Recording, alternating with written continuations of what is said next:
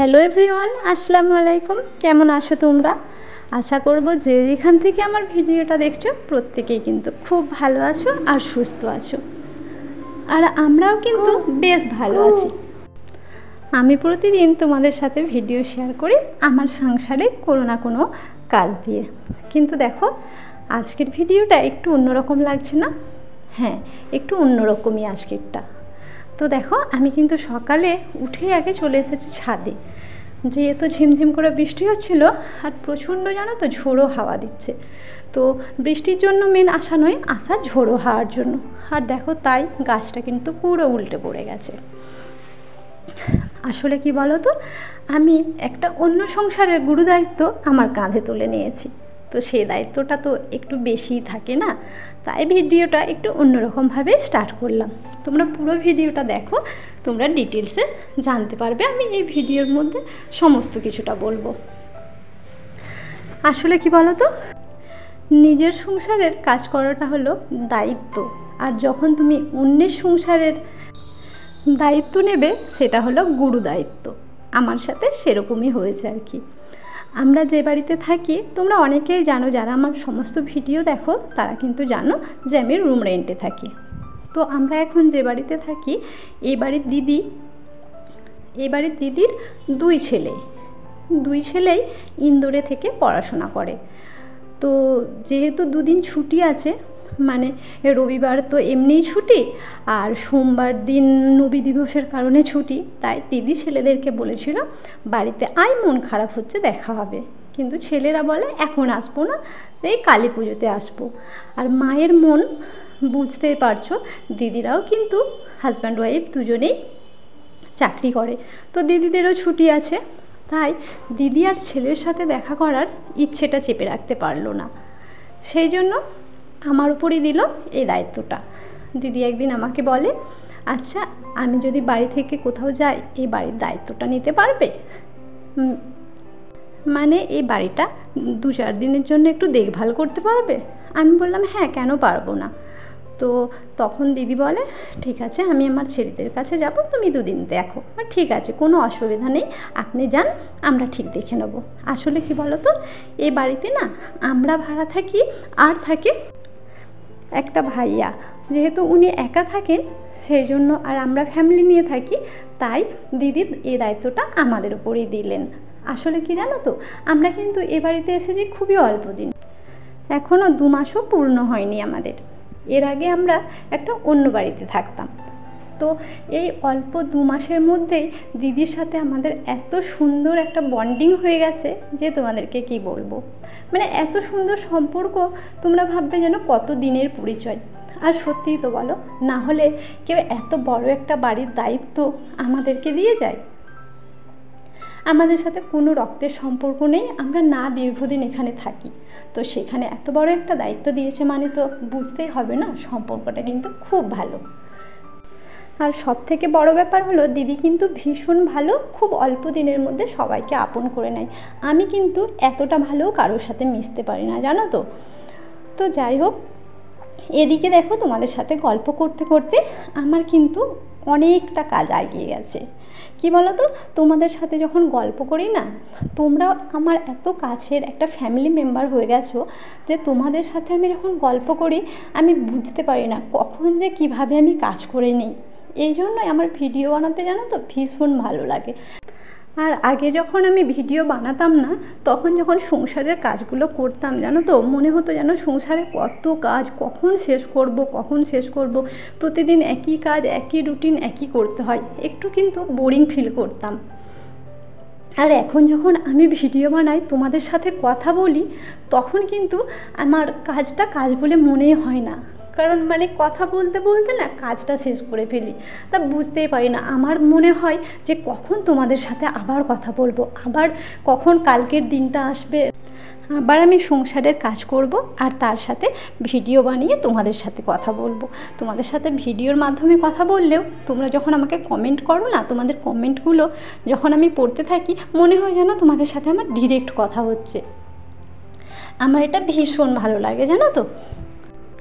আসলে কি বলো তো, আমরা যখন আমাদের পছন্দের জিনিসটা পেয়ে যাই না, তখন মনে হয় যেন কত অল্প টাইমে শেষ হয়ে গেল। আর যখন অপছন্দের জিনিসটা পাই তখন মনে হয় যেন দিন কাটতেই যায় না, কত টাইম লাগছে। আর আমার এই লাস্ট দুটো ভিডিওতে তোমরা আমাকে এত ভালোবাসা দিয়েছো যে আমি ভিডিও বানানোর জন্য আরও বেশি মোটিভেটেড হয়ে গেছি। সত্যি জানো তো, আমি না ভাবতেই পারি না যে এত অল্প সময়ের মধ্যে তোমাদের এত ভালোবাসা পাবো। তো তোমরা কিন্তু আমার ভিডিওতে একটু বেশি বেশি করে কমেন্ট করবে, হ্যাঁ, কারণ তোমাদের কমেন্ট আমি খুব পড়তে ভালোবাসি। তোমরা অনেকেই আমার ভিডিও দেখছো কিন্তু লাইক কমেন্ট খুব একটা করোনি। তো লাইক না করো, কমেন্টটা কিন্তু অবশ্যই করো। আর জানো তো, আমি যখন ভিডিও স্টার্ট করি, মানে প্রথমের ওই 2-4টা ভিডিও যখন বানাই, তখন আমি যখন মানে ভিডিও এডিটিং করার পরে ভয়েস ওভার দিতাম, তখন না ভাবতাম কি কথা বলবো তোমাদের সাথে, কিভাবে বলবো, কিভাবে স্টার্ট করব, মানে কেমন যেন একটা লাগতো যে ঠিকঠাকভাবে বলতে পারবো তো, বা এত কথা কোথায় পাবো, একটা 8-10 মিনিট এতক্ষণ কথা বলবো, কি কথা বলবো, এরকম কিছু মনে হতো। আর দেখো, আমি এই সবে 10টা মাত্র ভিডিও আপলোড করেছি। এই ভিডিওটা আপলোড করার পর 11টা ভিডিও হবে।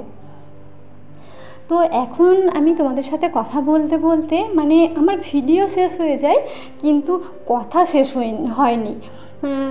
তো যাই হোক, মানে এই সমস্ত কিছু কিন্তু শুধুমাত্র তোমাদের ভালোবাসার জন্য, কারণ তোমাদের ভালোবাসা না পেলে সত্যি আমি এত কিন্তু কথা বলতে পারতাম না। আর এদিকে দেখো, আমি কিন্তু রান্নার জন্য সবজিপালাগুলো কেটে নিয়েছি, আর এদিকে ভাতটাও বসিয়ে দিলাম। কারণ কি বলো তো, ভাতটা যদি মানে আগে হয়ে থাকে তারপরে কিন্তু তরকারিটা বানাতে অতটা টাইম লাগে না। আর ওখানে দেখো আদা রসুনটা পেস্ট করব বলেও আমি গ্রাইন্ডারের মধ্যে রেখে দিলাম।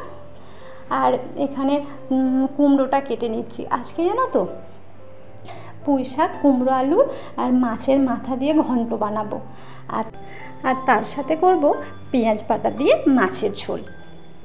এখানে মাছ কিন্তু বিকালে পাওয়া যায় জানো তো। আমার কিন্তু এই ভিডিওটা 2 দিন ধরে শ্যুট করা, কারণ যেহেতু বিকালে মাছ পাওয়া যায়, এটা আগের দিনে আমি মাছ কিন্তু ধুয়ে বেছে ভেজে রেখে দিয়েছিলাম। তো দেখো, এদিকে কিন্তু আমি আলুগুলোও কেটে নিচ্ছি। তো প্রতিদিনের মতো আমি কিন্তু একই কথা আবারও বলবো, যারা এখনও আমার ভিডিওটা কন্টিনিউ করছো, প্লিজ একটা লাইক, কমেন্ট অ্যান্ড বেশি বেশি করে শেয়ার করো। আর যারা আমার নতুন বন্ধু আছো, তারা চ্যানেলটা সাবস্ক্রাইব করে পাশে থেকো। আর যারা আমার পুরনো বন্ধু আছো, তাদেরকে তো অসংখ্য অসংখ্য ধন্যবাদ। আর এদিকে দেখো, আমি কিন্তু প্রথমে আগে মাছের ঝোলটা করে নেব, তারপরে কুমড়োর তরকারিটা করব। কি বলো তো, যেহেতু আমি একটা কড়াইয়ের মধ্যেই করব, মাছের ঝোলটা করে আগে ঢেলে নেব, নিয়ে তারপরে কুমড়োটা করব। এখানে দেখো মাছের ঝোলটা মানে যেরকমভাবে হয় আমি করে নিচ্ছি। প্রথমে তেল দিয়ে পেঁয়াজ, আদা রসুন বাটা সমস্ত কিছু দিয়ে বেশ ভালো করে ভাজা ভাজা করে নিলাম। নেওয়ার পরে মশলা দিয়ে একটু কষিয়ে জল দিয়ে দিলাম। ব্যাস, জলটা ফুটে গেল, তার মধ্যে আমি মাছটা দিয়ে দিলাম। আর মাছের ঝোলে জানো তো একটু কাঁচা লঙ্কা দিই, যাতে টেস্টটা বেশ ভালো লাগে। তো তারপরে এখানে কিন্তু আমি রান্না করে নিচ্ছি কুমড়ো পুঁই শাকের ঘন্টটা। তো রান্না বান্না করার পরে আমিও স্নান টান করে নিয়েছি, আর বেটুকেও কিন্তু স্নান করিয়ে দিয়েছি। স্নান টান করিয়ে আমরা কিন্তু দুপুরে লাঞ্চ করে, প্রতিদিন যেরকম ঘুমাই, আমি কিন্তু দুপুরে যত যাই কিছু হয়ে যায়, ঘুমাই বা না ঘুমাই, একটু কিন্তু আমাকে শুতেই হবে। তো দুপুরবেলা রোজগারের মতো কিন্তু আজকে আমি শুয়ে পড়েছিলাম। তো তারপরে যখন উঠেছি, ওই এখানে তো সন্ধে একটু লেট করে হয়, ওই জন্য একটু লেট করেই উঠি জানো তো। যখন উঠেছি তখন ওই 5:30 মতো বাজে। তো 5:30টার সময় উঠে ভাবলাম আগে একটু ছাদ থেকে ঘুরে আসি। কি বলো তো, বিকাল দিকটা না ছাদটা বেশ ভালো লাগে, আর এই বৃষ্টি ওয়েদার তো বেশ আরও ভালো লাগছে।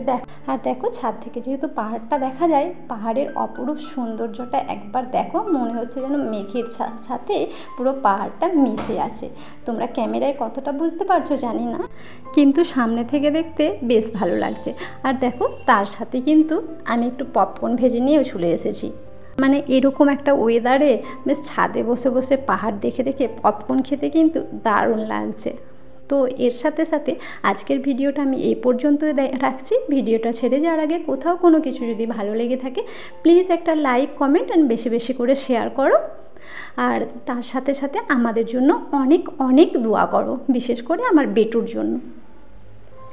তো দেখা হচ্ছে নেক্সট একটা ভিডিওতে। ততক্ষণ ভালো থাকো, সুস্থ থাকো।